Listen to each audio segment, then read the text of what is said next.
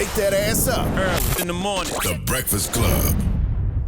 Morning, everybody. It's DJ NV, Jess Hilarious, Charlamagne the Guy. We are the Breakfast Club. Lauren LaRosa is filling in for Jess. And we got some special guests joining us this morning. We have Tamika D. Mallory. Welcome back. What's good, family? And Angelo Pinto. Welcome. Thank you for having us. Now, how you guys feeling? How y'all feeling? Good. You know, ready for the fight every day. Mm-hmm. We're feeling good. I mean, we're in an important political moment, trying to keep our eyes focused on election and just, be present for our folks. I saw you at the DNC last week, Tamika, as an activist. What did you see at the DNC that you liked? What did you see that you didn't like?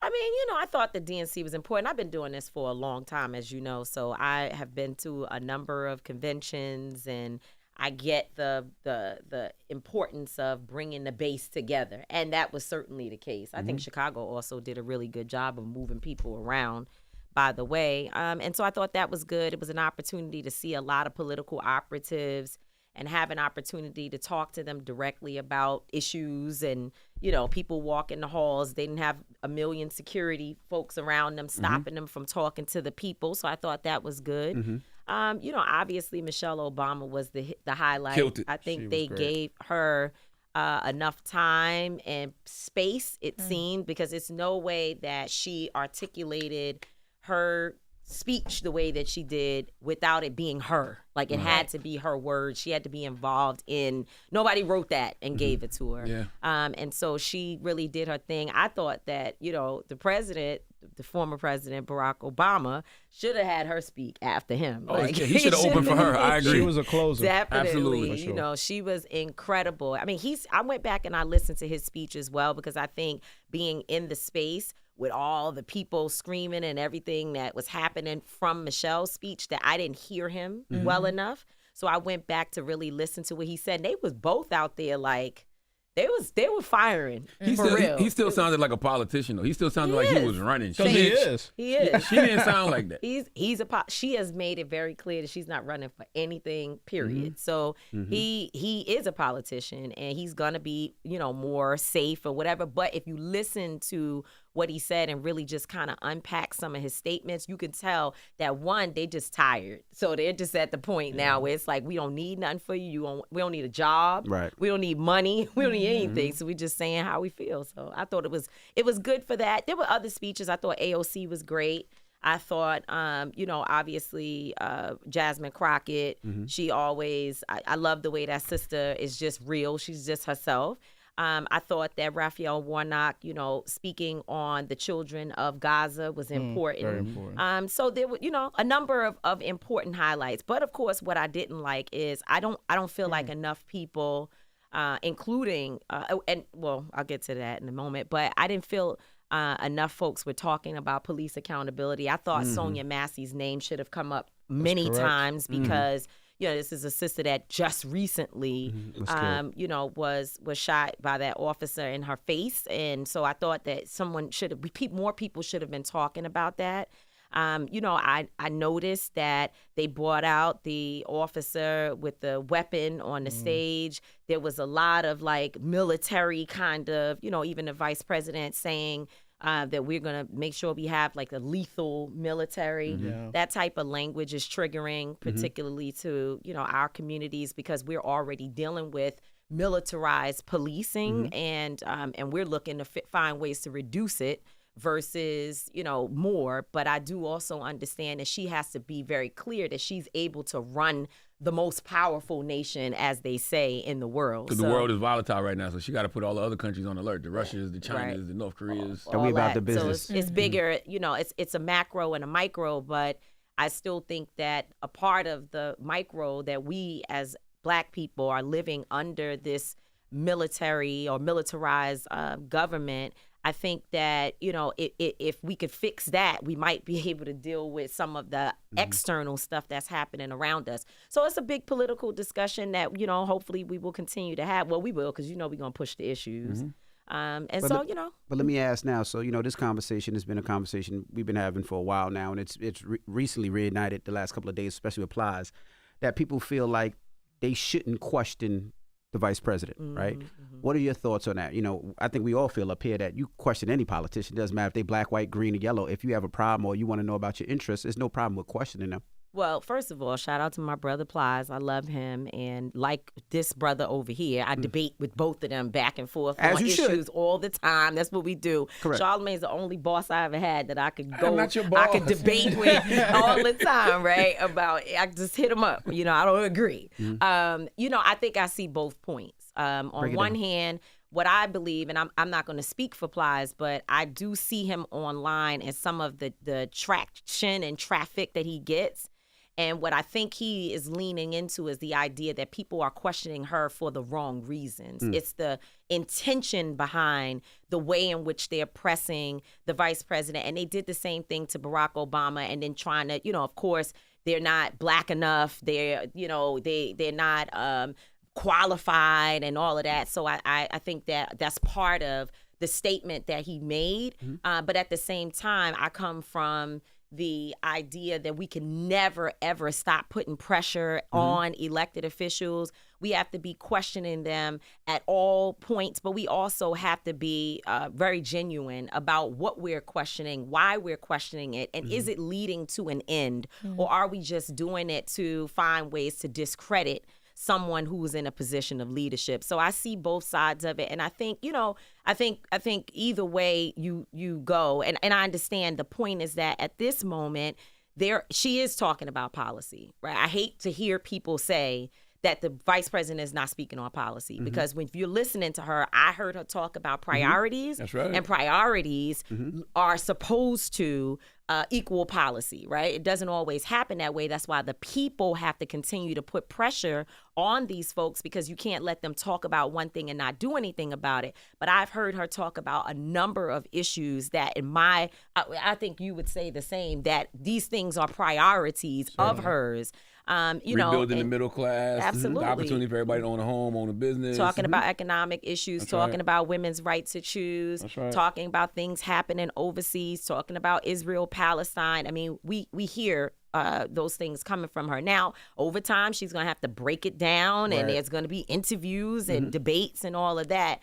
But I also went back and listened to other speeches, because I was like, let me see if I'm missing that these other presidential candidates have just been talking about all this policy stuff on the acceptance night of the nomination, and it hasn't been there. That's not what they do. I think the other piece too that Plies and This others is Angelo Pinto, by the way. yes, are talking about is this idea that if you're going to question her, question everybody. Yeah, keep the same energy. That's Exactly. absolute. But we And do Do y'all know. feel? I was I gonna say, don't do y'all think feel Trump like is it getting the is same happening? kind of energy, I don't know about especially Trump, from black folks. but here's the thing: most black people I know aren't supporting Trump. We're supporting the Democrats. Right. So we pressure Sure. the party that we support the most, Right. and that's been going on since 2016, as far as at least I see. Right. That we made these people step up and have to come with black agendas, which they never had before, because we started asking questions and pressuring them. I think it's a two-way street. I think because it's a black presidential candidate, she's going to have a particular kind of scrutiny that they should have. But I think there's scrutiny that comes to her just because she's a black woman. Yeah. That I think in many ways is misplaced. And I think what some folks are saying, be honorable in your questioning, right? And don't let your questioning come from a place of gender or race-based bias, because white candidates, even though they may be questioned, they're not going to get that. And I think that's what some folks are saying. And I think that's why Michelle Obama was important. She's saying her and her husband have been here before. They've seen not just the political components of what's going to happen, but they've seen some of the hate components that she's going to have to endure that make her political trajectory harder and more difficult. But also, the American public's perspective is going to be skewed because of race. This isn't simply looking at a political candidate and saying, what are their policies? We're saying, this is a black woman. Okay. And what does that mean for us? And should we trust a black woman? Can a black woman lead? And I think that's some of the questioning that we're seeing, that we're saying, we don't know if you should ask those questions But you know at what? this With, point. with Joe Biden, we asked questions that people were upset that we asked. Oh, they you know? hated that too. You know, when we They hate asked all the him, time. I get it. like That's what I'm when saying. we I get asked it. about early signs of dementia, whoa, you shouldn't be asking that. Well, I'm like, Sure. it shows that he doesn't look as well as he did 3 I years think ago. some People of were it is mad how about you that. ask the questions too, because I it's think the sometimes it's intention. an attack. It's the intention behind it, and you can tell. I mean, come on, like we listen to people, and we know that part of the questioning is really for them to say, "We don't like you, Kamala Harris." Period. So nothing Right. that you do Right. will we ever be okay with, because we don't like you. There are people, both black, white, all kinds of folks who don't want women to be in positions of power. They don't want a woman president, a female president, and that's it. So I get the balance of both, but I also understand that we have to always question and demand. And it's the way that it's done in an organized fashion is what makes it real, right? Like, because you just being on social media talking about the woman ain't black, that's not, you know what I'm saying? Right. That's not it. Absolutely. Yeah. Now, Angelo, for people that don't know who you are, break down who you are. Tamika's been here many times, so if they don't know, people listening. Angelo been here too? I've been here before with my son and AT. We were talking about gun violence. Yep. But I'm one of the 4 co-founders of Until Freedom. I'm an attorney by trade, and I'm also the activist in residence at Yale University, but do a lot of work around policy and political change. Gotcha. He's smart. He's smart. He's smart. That's why I have him with me. That's why I have him with you. He's smart. He's smart. Another thing I wanted to talk about too in regards to voting, I always feel like they end up pointing the finger at black men. Right? Because that was the other thing I had, the problem I had with Plies statement. He said black men. He started with black men who look like me are quick to ask, if Kamala wants my vote, she needs to explain herself to me what she's going to do for black people. Number one, I don't understand why black men are always getting the finger pointed at us when we're the second largest voting bloc of Democrats. Yep. Like, I don't understand why all of a sudden it's black men are the problem. Well, I would hope that Plies would come up here and y'all would have this conversation directly because, you know, I'm sure, again, I've been on his page a lot and I see the feedback. And my son is kind of in the same boat, if you will, because he's been communicating a lot with black men. And there's a different energy around Kamala Harris that they both are experiencing, right? Like just dealing with, you don't go on the internet arguing with Johnny and Tutu all day. That's not your thing. Well, some of them are actually not bots because I've seen several of my son's friends questioning why are you supporting her, blah, blah, blah. So there is, and I'm not saying that the issue is what the media and others are trying to put forward, that black men or just this overwhelming number of black men won't support her or are with Trump, right? I don't believe that that's true, but the numbers are increasing. Their numbers are increasing, and there are, that's what they say. And there are reasons. Well, I mean, I can tell because in my own family, I know the difference between the way black women and black men in my family are speaking. I can see my cousins starting to be like, well, you know, Trump, and I have more money in my pocket, and you know, it's a different feeling. So I can see it on a real level. And by the way, let's just put this on the table. I will not sit here and blame black men for that. I blame the Democratic Party just as much as I do any other part, all the people, everybody in charge of anything is responsible for how black men feel because they ignore that particular voting base, right? Black women, absolutely, we have organized ourselves to be able to fight for what we want. We fought to make sure that Ketanji Brown was selected to the Supreme Court. It's selected. Well, it's not really selected because they eventually appointed, but they do kind of. They go through a process. They go through a process. Kamala for vice president. Y'all let on that. We were, you know, in the trenches ensuring that black women are not overlooked, right? And I want to see my brothers be more organized, the way that black women have organized ourselves. Nonetheless, when I go and read the platform of all these different candidates, you see a void in how they speak to and address the needs of black men. I heard someone say last night that black men don't only care about criminal justice and you mad at Trump on one hand because he's sitting up here saying that his legal issues is what black men are attracted to. But then on the other side, when you hear these candidates who are supposed to be more liberal and progressive speaking to black people, it seems like they're directing the criminal justice police reform conversation only to black men. And so that there's an imbalance there. And if we want to see black men back into the big tent that we're supposed to have, we have to actually have a program and platform that focuses on black male concerns. I think it's the type of black men too, because I think black men who are traditionally engaged politically, who are somewhat sophisticated in political process, have not moved a lot But those who are new to the political process, black men who are older,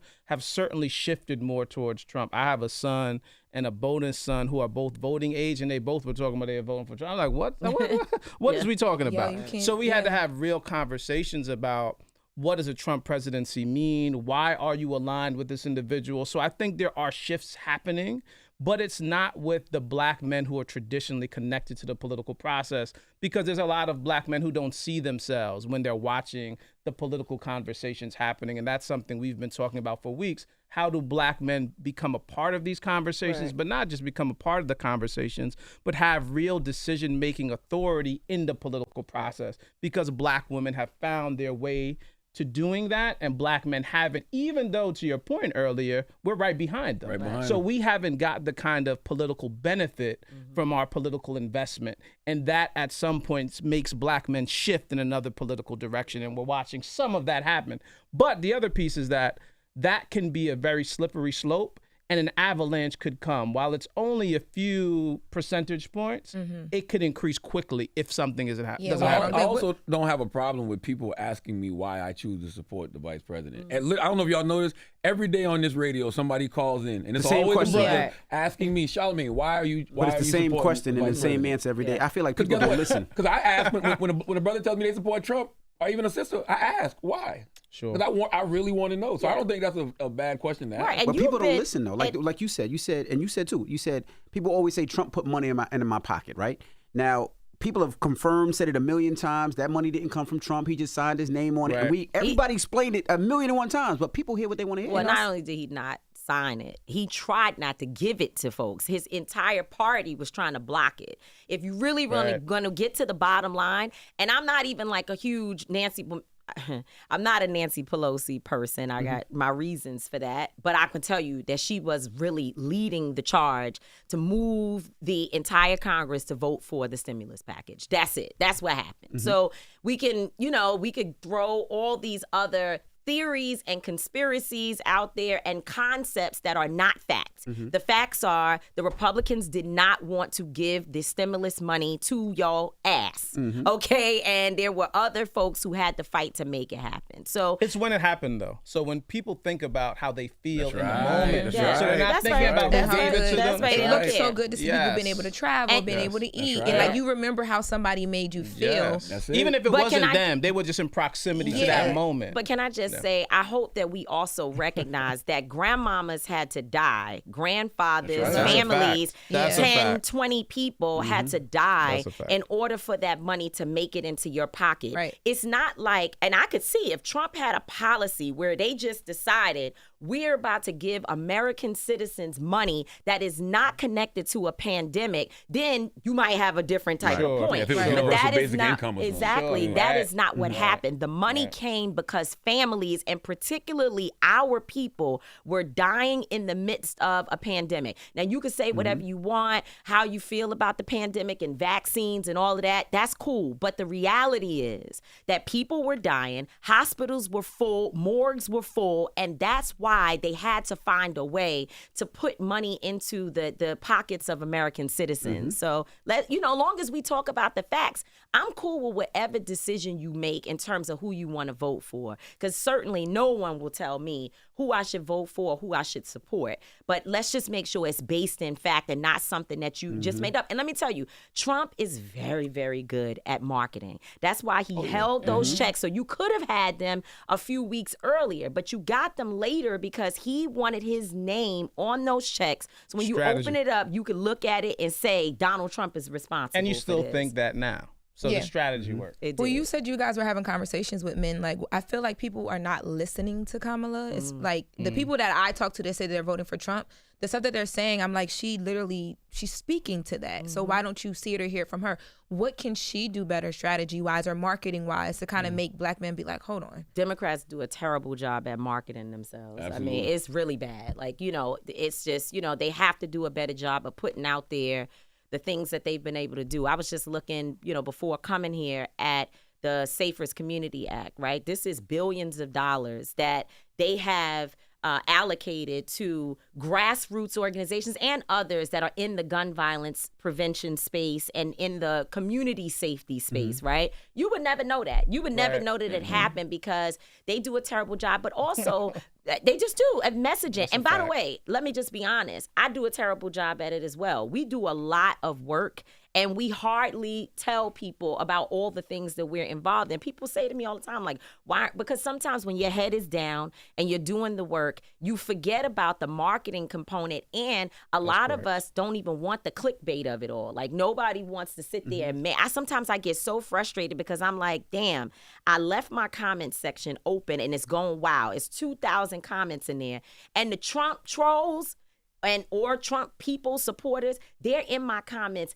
Whatever their talking points, they in on it. That's right. But looking for the people who are supposed to be on the more liberal progressive side to come in there is very difficult. Like, it's always imbalanced. So we have to find a better way to get the information out about what is happening. But I would say that trust and believe. As I left the house this morning, they were on CNN talking about the vice president sitting down for interviews. This is something that she's going to have to do, which I'm sure they're working on. And she's going to have to break down because they are going to question her like they have never questioned a presidential candidate before in life. And she's going to have to answer the question. And it's not just because, she's a woman. It's really because of the way she got the nomination. That's the other thing that's very unprecedented that people are not factoring in. Like, just 70 days to an election, she became the candidate with 100 days. Yeah, well, or 90 days. I saw someone write, a loved one wrote a post saying we didn't get it to vote because, of course, there was no primary.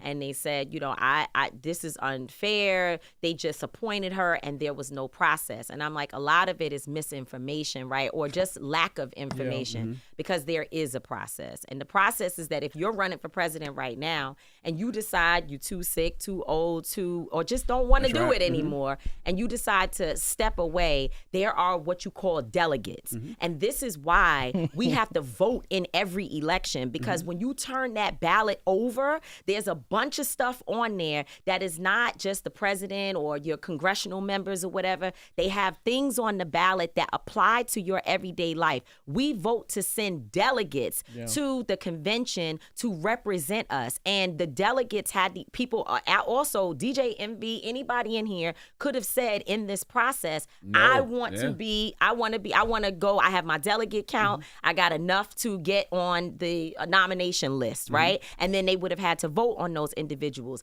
The delegates didn't do so. They decided to support Kamala Harris, of course, because President Biden had already endorsed her and so many people got behind her. I get it. Now, you can say, I don't like that process. I don't like the way, and just like we don't like the fact that this two-party process is the only way that we can vote and decide on democracy or not. Like, we don't like that. We know that there needs to be other avenues and other individuals that are seriously, like, they have the ability to win that we can choose from. But if you don't like the process, you have to participate in it. So you have to show up and be like, who is this delegate? Because I want you to represent me. And I didn't want you to vote for Kamala Harris. So now, what's your name? One of the biggest things that happened to us while we were in Kentucky with Breonna Taylor is, people walking up to us going, or for Breonna Taylor, excuse me, people were walking around saying, well, who is Daniel Cameron? Like, he's the attorney general. They were like, I didn't vote for him. Trying to be governor. When is that election? So we can, and we transform. We helped people along with the local community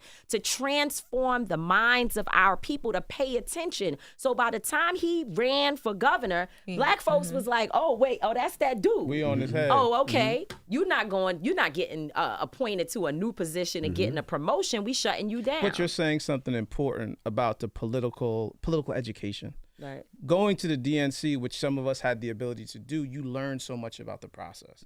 And going for many years, you understand how the process works. You know the people. Most Americans have no access to that.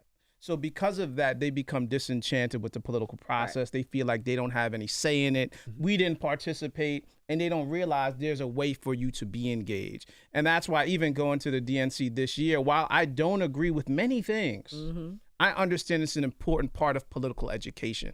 And I would like more people to see that, be a part of it, watch it in a more intimate way, because that will enhance civic engagement, which just isn't voting, but it's this piece. How do I get involved in who the delegates are, who make important decisions for the party? I think that's a huge piece missing from the American political experience. But part of that is on purpose, because parties know if you keep people politically uneducated, you will keep them not civically engaged, and then they won't vote, and others could win. So I think we have to shift and do a better job of that. But we're also in a moment where people are very politically disenchanted, where they feel like the political process doesn't serve them, doesn't work for them, people don't care about them. And I think that's the issue that the vice president is running into, and why Michelle Obama resonated so much with people, because she's not a political person, but she's talking to people's values and the realities they experience.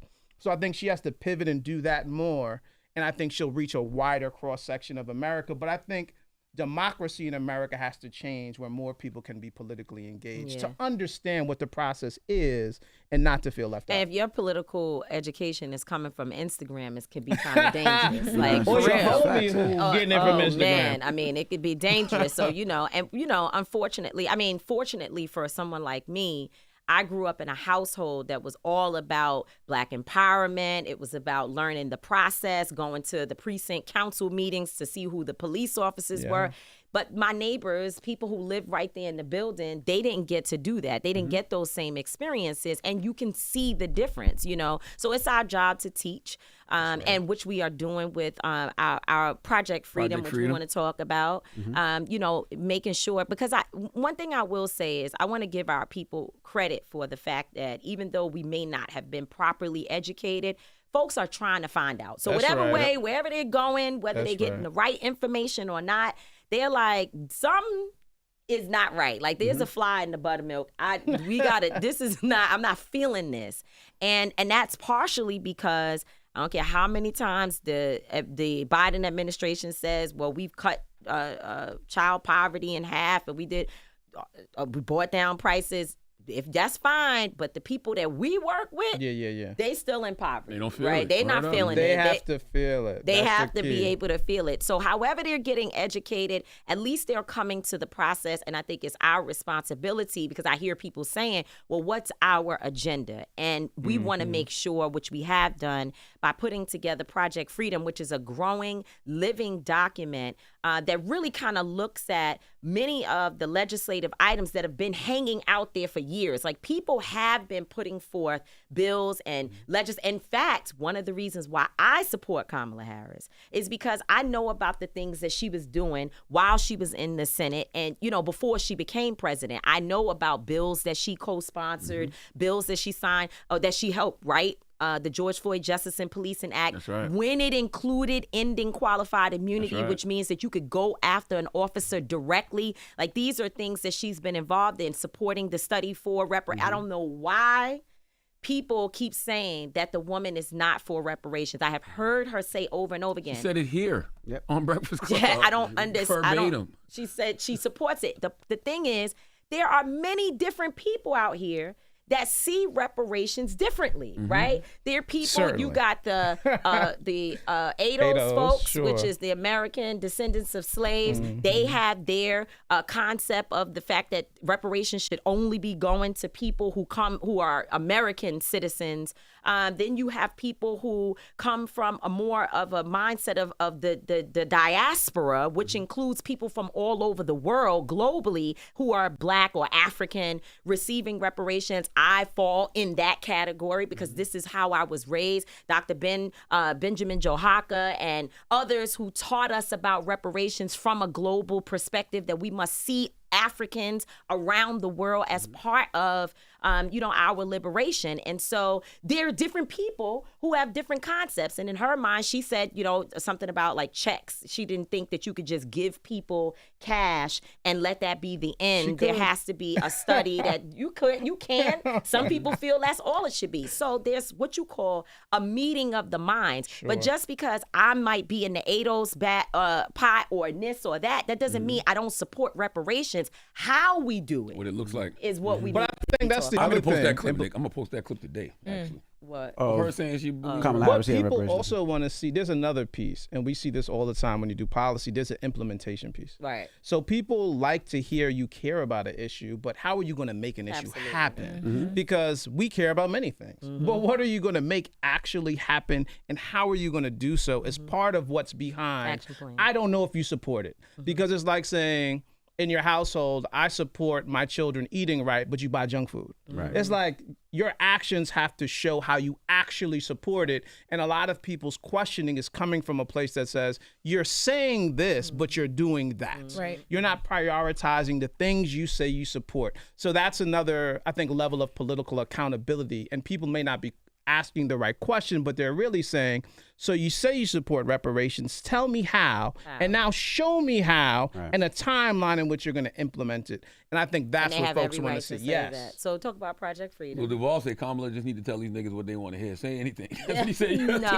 Oh Well, my that works for Lord. some people He politically. said he doesn't do it for everybody else. Yeah, but that's Anybody a- else can just tell you anything. But the Democrats traditionally, and I think some of us politically, try to have a standard where we don't just lie. Because we could say we're going to do all the things you want and say all the right things, but on the back end, you'll suffer because you don't really deliver that. Well, if you don't have a Congress that supports you, then You can't implement it to definitely begin can't with. get it done, right? Now, what's our Project Freedom?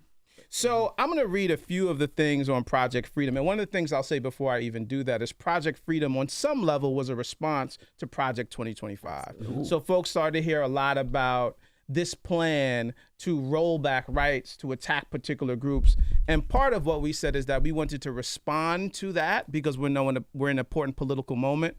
But also, Project Freedom is a political platform or policy that we said we would like to see whoever comes into office adopt. Because there are certain things that we know are important that should happen. Some of those things are an end to gun violence, end to mass incarceration, end of police brutality, strengthening and pass the George Floyd Justice and Policing Act, providing a pathway to citizenship, ending the war in Palestine and Sudan, protecting Black history, provide a reparations for slavery, offer free college and trade school, cancel student debt, pass the John Lewis Voter Rights Act, launch automatic voter registration, restore individuals' voting rights, reform the Supreme Court, expand child tax credits, and provide guaranteed annual income. So it's a lot of things in there. But part of what we're trying to convey to folks is that it isn't enough to just have one policy, but you must really have a political platform that someone can adopt that creates wide and sweeping changes. The other piece is that we know a lot of these issues are connected, and how you spend your money in one place will tell us how you can spend or can't spend money in other places. So we're trying to provide a comprehensive platform that, one, creates political education, but also a standard that we can hold folks who come into office. I love that. I was talking to my guy, Gary Chambers Jr. yesterday, and he was saying, one of the mistakes that folks make is they'll ask questions like, what have you done over the last 3.5 years, 4 years? He said, instead of asking those questions, you should be just going to them saying, hey, this is what you should be doing. Here's the agenda that we want you to implement. Yeah, and Project Freedom is important to us because we know as we travel this country, we're going to be out there knocking on doors. We knock on doors all year round. So this is not like a thing that happens when it's a presidential election or some political person that we want to get in or take out. We do it all the time. We are always engaging our people. And when we're knocking on doors, people they hear you. They know Project 2025 is bad. They understand it. They've seen it on the news. Their grandmama's talking about it. People, what do they call it? It's Black folks gonna shorten something. Project 25. We don't say Project 2025. Right. Project 2020. Project 25. And so people know that, but they are gonna ask you, and they should. What do we have? You're in the room with these people. Tamika, Mallory, Angelo, Pinto, my son, Linda. Y'all are talking to these people. What are you offering? What are you demanding? What are you asking for? And we wanted to make sure, along with our partners, I have to mention Michael Blake, Reverend Stephen Green, Pastor Michael McBride, DeWanna Thompson, of course, our sister Linda Sarsour. This platform is something that all of us have worked on because we we've been doing this work, and we know the legislative items that are already out there that could help to alleviate some of the suffering that our communities are talking about. We know how they can be strengthened. We understand that passing the George Floyd Justice and Policing Act as it currently stands will not work because, one, it has been watered down so much in order to appease the Republicans who never signed it anyway. So I have no idea.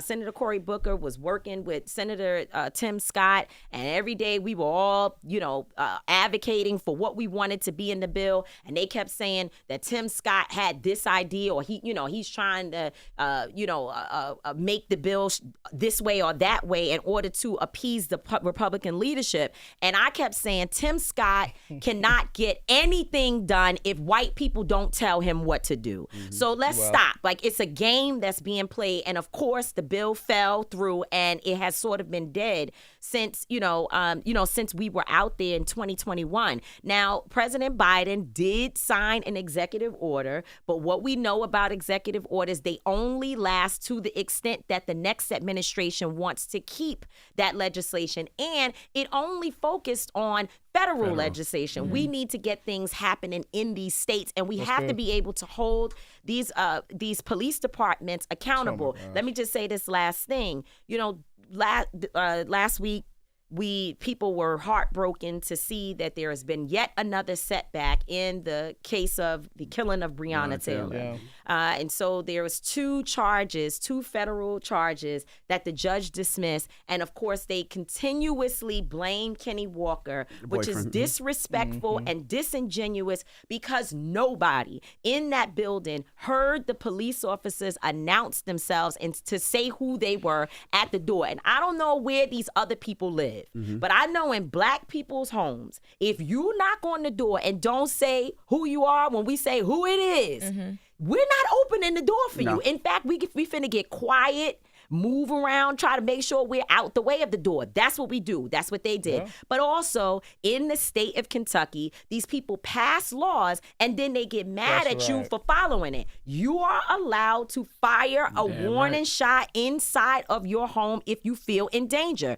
That is what Kenny Walker did. He did nothing wrong. So we saw the setback where this 80-year-old conservative judge dismissed these two charges, which are, again, the federal charges, which would have been felonies, right?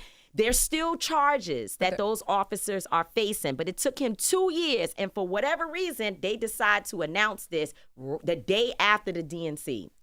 Maybe it's conspiracy. I don't know, but it's just very interesting. It took him 2 years. What I want people to understand while we sit up here and debate whether or not it's Trump and this and that, the reason why there are even charges against these officers at all is because President Biden also selected Kristen Clark, who is the head of the Civil Rights Division within the Department of Justice. And because of her work, we have seen a number of officers tried and prosecuted and convicted. It will not happen under a Trump presidency. Not because I think that, right? Because this new thing online is that anybody who supports the Democrats or supports Kamala Harris, or even when at the point that people were saying we were potentially voting for Joe Biden, which God bless, I don't have to do that. Thank God. Thank God I don't have to do that. Bless But even, during that time, one of the things that I keep hearing, and it has been said to me by a number of Black men, Charlamagne, oh, you guys don't think critically and objectively. You can't think for yourself. No, I'm thinking for myself. You know how many times I've heard that? They say it all the time, and it's very disrespectful. He just said earlier we can't drive, too.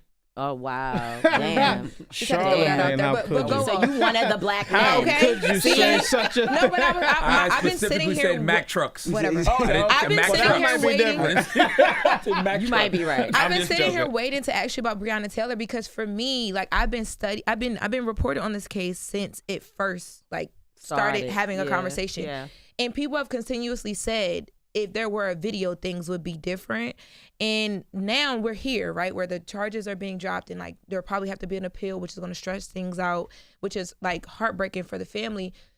I feel like it's a public trust thing now. Do you feel like this is going to shake public trust even when it comes to Kamala? Because people are going to be looking at her you're a Black woman now. We don't have the luxury to say, well, Biden, he's there, but he does what he can do, but he doesn't get it. Like, Well, very by interesting the question. way, it is, and I think that was one of the things that was missing from her speech. Again, I feel like she should have named Breonna Taylor, Sonia Massey. On other issues, she was very, very strong. And I would like to see the same energy around police accountability. And I know there are some of my people, especially my elders, who will be like, well, that may not have been the time or place. And we debate that. But they always say We don't have it's time or not the place no time or more. place. Come And we on have now. to wait until and it's going to happen later. They said that in 2020 at her debate, because I was listening to an old podcast me, Bakari, and Ebony K. Williams did, and that's one of the things that Ebony brought up. She wished she had spoken to Breonna Taylor more, because I guess it came Absolutely. up during the Mike Pence debate. I forgot what the context was. Absolutely. So I think that should have happened. But I just want to say, to drill down this point, it's not that I'm not thinking objectively about what Trump can do or that I'm listening to some, misinformation on the internet. I'm telling you about what was happening when he was president. When he was president, what's his name? Barr, the William former Barr. attorney Bill Barr. general. No, William Barr. William Barr. William Barr, the attorney general at the time. Not only did he dismantle all the work that President Obama was doing to put these police departments under fire for violating the civil rights of citizens, and because the consent decrees and the work that they were doing, they were seriously challenging police departments. And Christian Clark has started that back again. She's doing that work around the country. I think Kansas. I mean, it's a bunch of A lot places. of consent a decrees. lot of consent Tremendous decrees, amount. which is very important because it puts us as citizens on notice and the police department. And we want to see it strengthened more because we want it to be tied to federal funding. There is some of that now, but it could be more. But not only did he dismantle all of that work, he also created the Black Identity Extremist Yeah, list, that's true. right? Which many of us are pretty sure we were on, which they were pretty much targeting and surveilling activists and people who talk Black and speak truth to power. So it's not that I'm not smart enough to understand or I can't think objectively. Nah, I can see what you did. And I know there is a difference between a president who I may disagree with on a number of things, who decided to put Black women in positions where they are actually getting things done.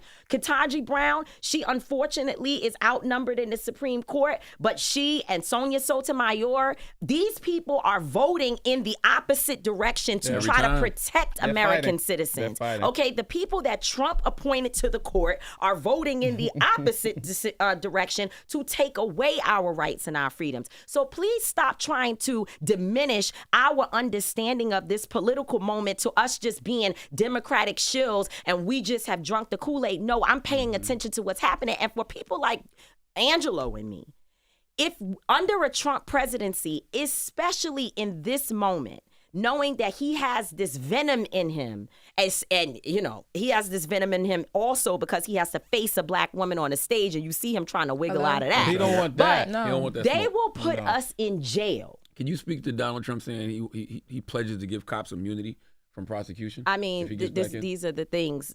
This is the thing. He's And saying they already it out of his got it. mouth. They already had damn near immunity. And Right. you asked about, what happens now and if there was a video. But there's actual admission. One of the officers, she said, we met in the garage Yep. and we Right. made up a story. Yep. Right. And this happened and that happened. Corruption This is case what was they so call it. crazy. I remember when I was reporting this because the newsroom, I used to work at TMZ, so that newsroom is like, it was just me on the news desk, right? And they couldn't believe that police would falsify a document. And like, I remember the day when that came out that it happened. I swear, we had a very long conversation. And I'm like, I don't know where y'all from, but where I'm from, that's normal. Like, Excuse it's me, very the ones normal. that it's the famous quote. Two The Americas. ones that write the reports. I have to go look it up because it basically is saying that the same people who write the reports are doing the killing, That's Right. right. and they're the ones that they're supposed to police themselves.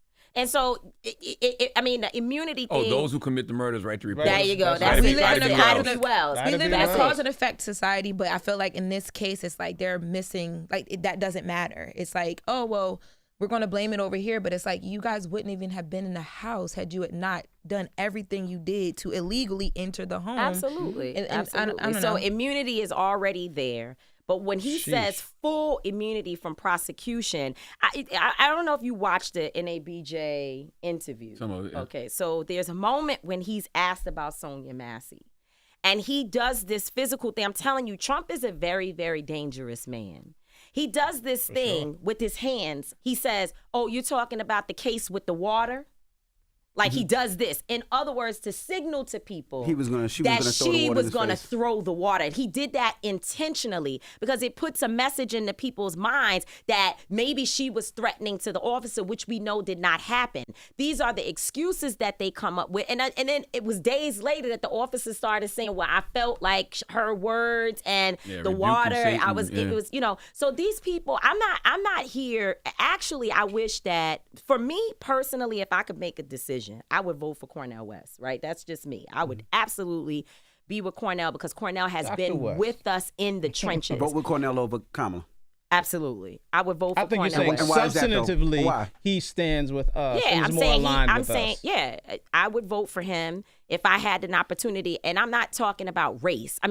Gender. Let's take away whether they're female, male, or any of that. Because obviously, first of all, Kamala Harris is my sorority sister. We're both AKAs. And that is one motivating factor for me. And I don't care who doesn't like it because that's what we do. And the Divine Nine. Standing on that business. I am standing. We support one another. And then we take you to the side and pull your coattail when we feel that something ain't. But we support one another first. So absolutely. From a gender perspective, absolutely. However, if we're talking about just looking at platforms and understanding people's political courage, what they will do and say, we know who Cornel West is. That's good. So if I had to make a decision today and I could really, really ensure that Cornel West wins, of course I would support him. But we know good and well that this country is not set up for a third party to really ascend and win. I don't have time. My black son and my granddaughter being able to make decisions on behalf of her body. Unfortunately, in these 70 days, I don't have time to go messing around saying that I'm going to vote with somebody who I know does not have the ability to win. I have to block Trump from becoming president. What I will say, though, is that I will make sure that I continue to work beginning November 6th. So after the election, when other people go home, we stay on the battlefield. Now, if we want to organize ourselves to have a real serious third party situation, I'm down. Let's do it. But if I come out and tell y'all we don't wear Gucci no more because they came out with the blackface sweater, or we don't support Nike anymore because they just canceled Kyrie's contract for nothing after American the man Airlines. agreed. American Airlines threw me off the plane, and now every week it's a different situation, and black people just went back on the plane. Black people still wearing Nike. If we're going to be serious and disciplined, don't come at me because I'm making a decision on behalf of my family, my body, my ability to choose for myself what to do with my health, me personally knowing that I am on the black identity extremist list and I could be in jail under a Trump presidency. Let's get organized. Let's stop using social media to fight and harm one another and sit down at the table and have somebody like Cornel West who can help us. Do I think that Kamala Harris could be a great president? I truly believe that, and I'm going to be there every day. If I got to use my Divine Nine hat to get in, if I got to beg to get in because I'm going to Charlamagne to say, give me a ticket so I can embarrass you and go in there and start yelling in the middle of the meeting. Start screaming, girl. You're gonna be get thrown out. But I think there is going to be a seat at the table for activists like yourself in the Kamala Harris administration. I think so. I truly believe I know Kamala Harris, and I have had conversation with her. I truly do believe that within her is something different, and that's what people are afraid of. And we know that because, again, we know where she was and who she aligned with. I can remember the great, beautiful, intelligent, brilliant Congresswoman Sheila Jackson Lee speaking to Kamala's support of the reparations bill, right? Yes, it is a study. It is not yet actual reparations, but we know the process is what it is. And I don't like the process, but we got to be involved in it.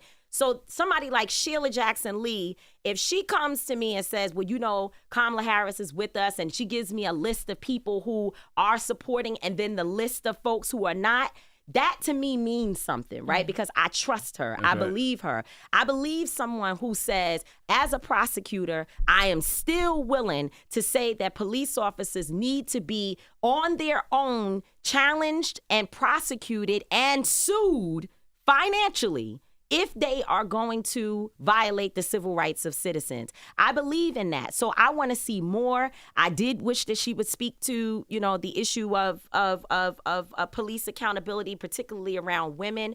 And also, I'm praying that she really means and will do something to deal with the conflict of Israel-Palestine and the war on the Palestinian people. I think it was a misstep. Well, you ask your question, and then I'll say what I'm saying. Well, I was going to say, from an activist standpoint, how much of an issue is Israel and Gaza going to be in this year's election? Because we saw all the uncommitted votes in the primary.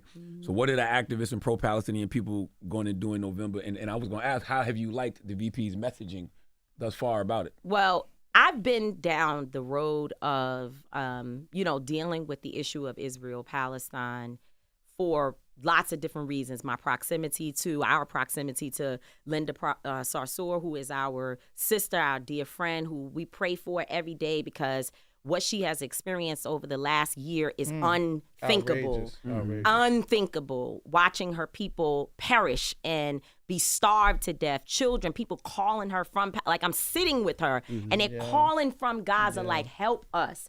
Do something, because they believe in her. She's a leader. So why can't you fix this? You over there in America. Her imagine that your tax dollars as an American citizen is going to the death and destruction of your own people. It is terrible.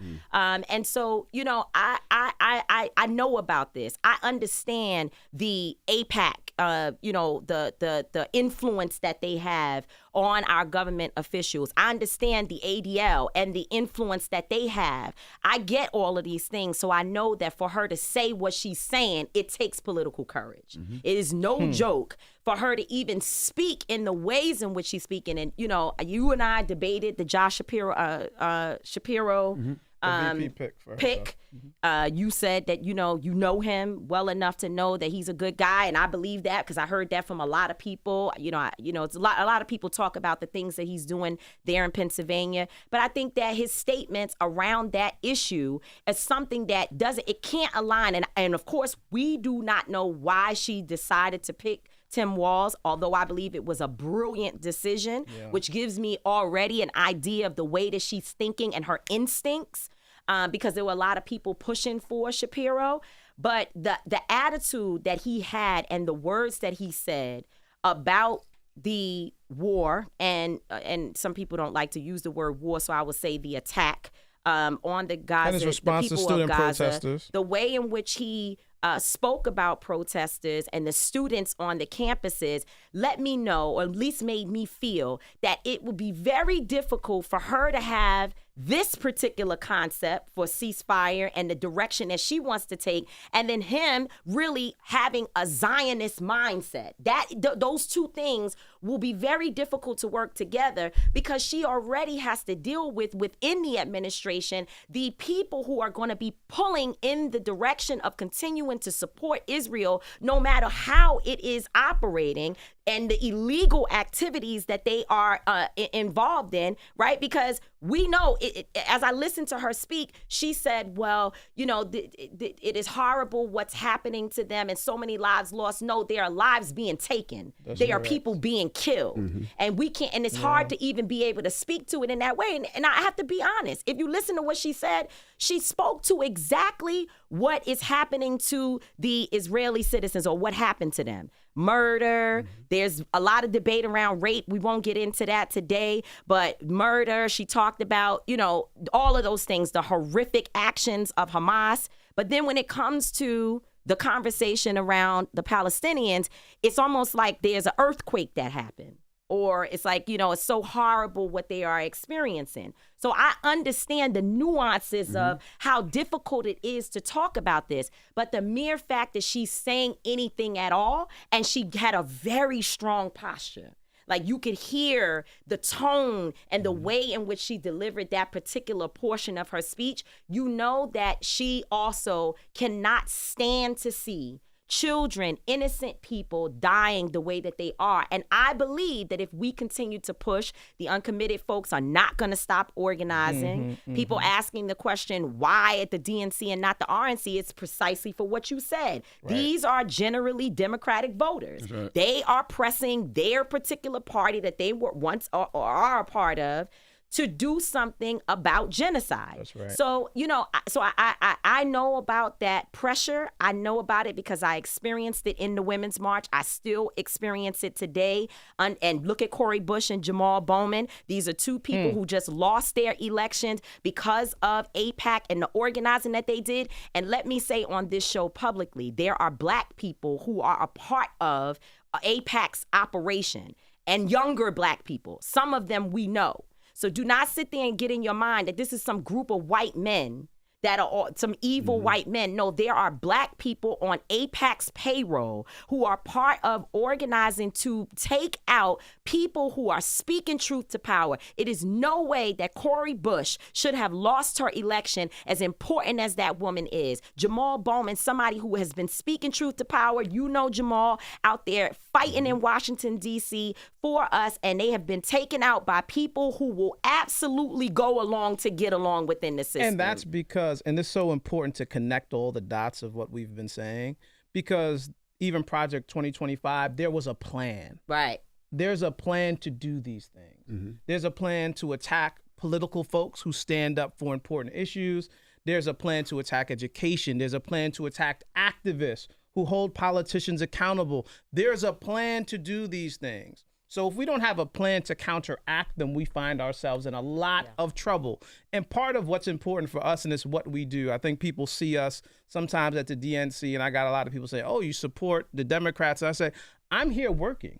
Right. We're doing what we do, which is holding these folks accountable. And I think one of the things we want to see in others, particularly the Palestinian delegation, is they want to see, and we have to make this happen, they want to see Kamala Harris become more activist in how she moves and her political stance. She can't do that, though. She's a politician. Well, I think politicians got to be politicians, activists got to be activists. Well, I think politicians if you want them to win. Well, politicians can take stances that become active in how they move politically. I was watching a documentary on Jimmy Carter and how activist he was around the environment, brokering peace across the world. I think politicians get to decide who they are. Donald Trump is a great example of a politician who decided, I'm going to be completely unorthodox. And I'm going to... You think he decided to do that when he became a politician? Well, he's an unorthodox individual. Life, yes. But I'm saying that resonated with people. And he has the ability to decide how he shows up. And I think people want her, and I think the excitement around her is that people believe she will show up differently. Right. But it's our responsibility, people who care about progressive issues, to make her show up in a way that's different than every president before her. Because I think if she doesn't, she will have a hard future. Right. We want her to succeed, but we want her to be different. We Right. don't want the same kind of politician. We're not looking for a Black woman to show up how white men show up. If that happens, we've done ourselves a disservice. Right. I'll tell you one reason I feel like she's different. I feel like, for me personally, I mean, maybe because I know her as well, this is the first time in a long time that I feel like I'm not voting for the lesser of two evils. Right. I don't feel like I'm voting for evil at all. Yeah. No, By I voting don't for think her. I don't think she's evil. A lot of people aren't there yet. But I just would like to say, when you say that she has to be a politician and the activists have to do one thing, just do for us what you say you're going to do for Israel. You speak activisty, because I swear, when they get, not That's just right. her, when these elected officials get up and talk about Israel, And the slogan is freedom. they are strong on it. They Yeah. say, Israel has the right to defend itself, and we will Yeah. support. Yeah. Speak like that about Black people. When it comes to the innocent women and men and children. being Absolutely. killed, Speak like that All about the people. Palestinians. So what do y'all think the Democrats need to do to win this election in November? Oh, they got to, let me tell you, do not translate excitement at a convention or even excitement about, her ascension to the top of the right. ticket to votes. Because you right. got to Commitment, right. knock on doors. You have to go out and That's right. educate people, and you have to make sure that there is resources on the ground. Come on now. Right? And we're not talking about on the ground like there's some people that claim they're on the ground. No, like tangible. But we're talking about Yeah. under the root. They say there's the grassroots, and then there's And the- under the root. and the There's the dirt. people, right? Those people have to have the resources that they need to be able to knock on doors. You need credible messengers. This whole process of we got to vet everything and everybody. And, you know, if you had this issue or that, we got to stay away from you. And we have to do that. You know, one day I'll tell my story about what happened to me during the Stacey Abrams campaign. In fact, it's in my book. The new book? In the new book. The new book that's coming out? How about that? What's the date of the new book? Might as well plug it right now. The new book comes out when? It's called I Live to Tell This Story, and it's going to be released in the winter. And you know, and by the way, Stacey Abrams had nothing to do with this, but I talk about me being held or told not to come to Georgia at all. Don't even step foot in the state during the time in the last few days of her election. And the folks saying it to me, they really did have good intention. You know what I mean? So I'll tell y'all. Can they pre-order now or not yet? Not yet. Okay, not all yet. right, But all right. yeah, So you'll come back up for that. You'll come back up for pre-order. You'll come back up for that'll pre-order. be in there. But the reason why I brought that up is because, you know, oftentimes we sacrifice some of our people because we're so busy trying to appease these other folks that's never going to be with you. I don't think we have that luxury. We don't have the luxury. We don't have the luxury of cutting any of our people We can't. off. We got to bring everybody along. Right. We got to bring Pookie, Ray, TT. We always say, if you're not at the strip club, right? I remember one night I was in the strip club, and I think I may have told you this before. You be I going might to have said it strip on club? this. Let's not do that. Not too much. But I was in the strip club one night, and this young sister was like, you know what? I know you.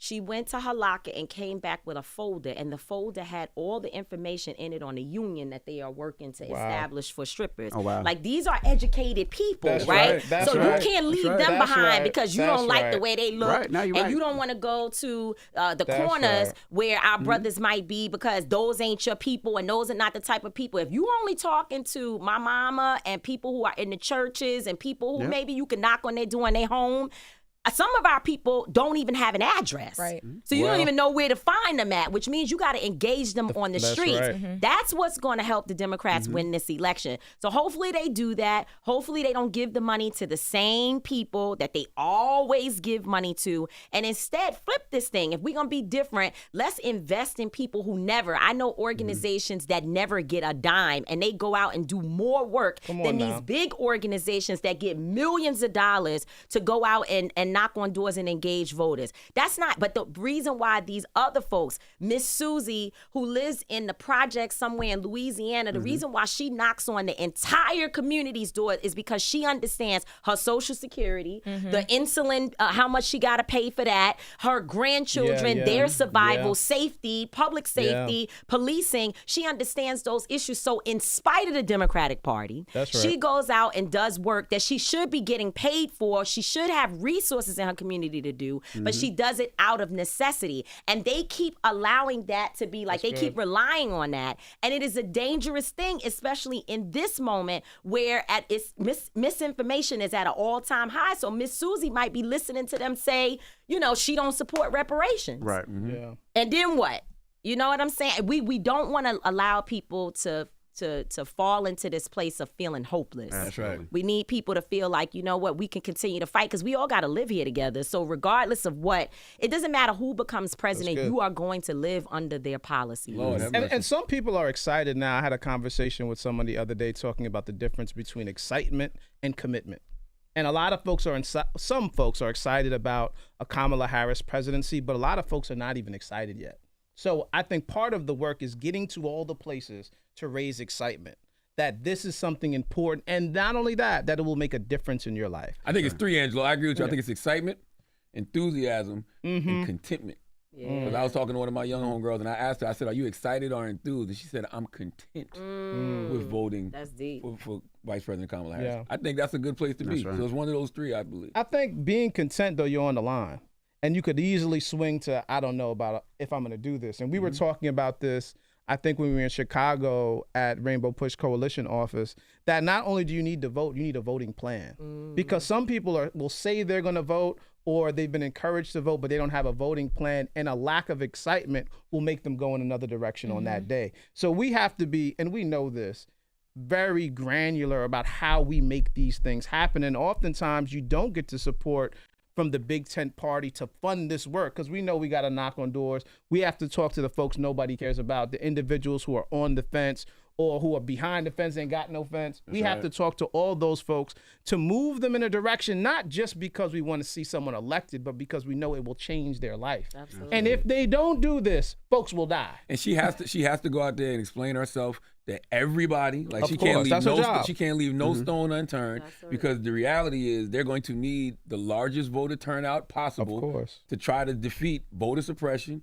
Because these motherfuckers are gonna try to steal the Oh, election. definitely. That's they the already top trying to steal priority. it. What are you talking about? Listen, look at that Dred Scott thing. Yes. What is it? Yes. One Yeah, I of saw the that Republican the other day. factions, which is a group within the Republican Party, saying that the Dred Scott decision would make her not eligible to run for president because she wouldn't be a human. Like, it's 3/5 human, basically, is still what the Constitution says about us. So it's a lot of things that need to be worked on, because that's a real, like, part of why we have so much mass incarceration is because we are seen as 3/5 human. And the election, it's interesting. Elections in America get stolen. Absolutely. This is voter suppression. Absolutely. This is a key tactic Absolutely. for some folks to win. It's his Supreme Court. Yeah. That too. His Supreme Court is in his back pocket. Yeah, You have yeah. all of these elected officials that's gonna refuse to certify the results of the election. Like, it's gonna be crazy. in Which November. means the odds are stacked against us Right. to get what we need. It means we have to be on the ground in ways that we never have before. But the other piece is this.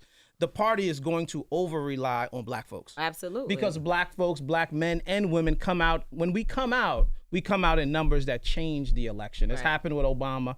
And I think that was a reason why they pivoted to Kamala now, because they know without black folks, they can't get it done. Yeah, well- so they're hoping that happens now, I believe. Well, you still have, and I think they're going to try their best to appeal to white women who are concerned about their reproductive rights. You know, this is very Handmaid's Tale-ish, right? It is. If you watched Handmaid's Tale, if you haven't, you should check it out.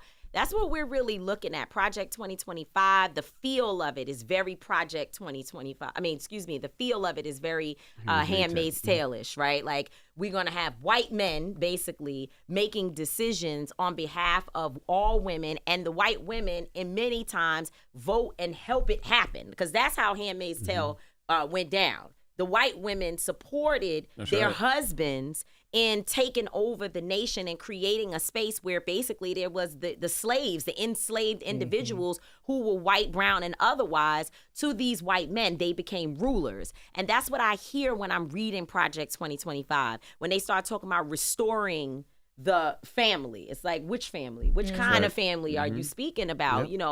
Being able to fire thousands of civil service employees who don't support the MAGA agenda. Like, this is they're very specific. People better read that Project 2025 document. And so there are white women who understand when the president says, a lot of folks keep saying, well, he's saying the states have the power to make the decision on abortion. That is the most dangerous proposition ever. Because if you have a Ron DeSantis governor, You're in trouble. imagine what will happen to women in those states. You think these white women are not sitting around like, we ain't doing that. I might not even like Kamala Harris, but I'm going to be able to go on and slip to the abortion clinic if I need to, or go get my IVF, right? Which is important for them, because if you're not ready to have children, you need another option. I have a lot of people who have used, as I'm, now we 40 years old, 44. I hear about IVF all the time from women across the spectrum. And Donald Trump would say, well, he doesn't support ending IVF or blocking women from having that option. The problem, though, is that when you hear the Project 2025 coordinators, they are saying, For sure. quietly, remember last week, they put out a interview where these two students went and they changed their identity, and they snuck in to get an interview with one of the Project 2025 creators. And he basically was saying, they gotta distance themselves from us right now, but we're not worried about it because we have people around him who are working to make these things a reality, and we know we're gonna push the plan. I don't even want the president where those are your friends. I don't even want your Right, friends those are your homies. to be the type. If all the people that work for you are folks that are part of writing a document like Project 2025, it's something wrong with you and your people. I don't even want to have it. I don't want to take the chance. That's okay. Come back with some new friends. That's right. And the fact that that could be a political document in 2024 is outrageous. Crazy. Right? And I was talking to somebody and they were explaining it or comparing it to the 2024 Willie Lynch papers because it's an agenda or a plan to really attack black folks, brown folks, indigenous folks, and democracy as a whole. That's really what the document seeks to do. It's like it's a political document that says we're going to dismantle democracy. And that's Absolutely. okay. That's should be mind-blowing to us, but so much of us don't know exactly what's in the document and the attack on us. Well, how can people follow you and support you if need be? Well, first, let me just say shout out to, you said Willie Lynch. Yes. And so shout out to my son who just did a response letter to the Willie Lynch letter. And so it's on his page. You can listen to it. It's obviously him speaking. And, you know, I think that in this particular moment, it's going to take all different types of people to really help make the case for why. It's not even about people and personalities, but the fact that we really do have to protect ourselves in this country. And that's what I'm all about. And so if you want to follow me, and by the way, let me go back and say my book's name is I Live to Tell This Story. The cover is amazing. It's about to drop. I'm really excited about it. And this Put book in the video. I'm about this- to turn the computer around, but this book is not political. Uh-oh. This book is not a political book. It is, I mean, there is some political commentary in there, but this book is my memoir. It's about my life. And that's why I say I live to tell this story. And I hope that people will pick it up so that you can learn more about me outside of what you read online, or even when you see me in the street. There's a lot of stuff about imposter syndrome and other things that I have been through in my life that have helped me come to this point. So make sure you guys stay with the journey for the new book. You can go to @Tamika D. Mallory on Instagram. Follow us, Until Freedom. We're on untilfreedom.com. We're at Until Freedom. And unfortunately, I'm one of those people that gets in the comments to cuss your ass back out. So Someone might talk about your mama if you talk about us. I said it the other day. The man said, you an airhead. I said, me and your mama. We Dang, two of a Together kind. as one. Jesus. All right. Well, it's Tamika D. Mallory, Angelo, Pinto. It's The Breakfast Club. Good morning. Wake that ass up. Early in the morning. The Breakfast Club.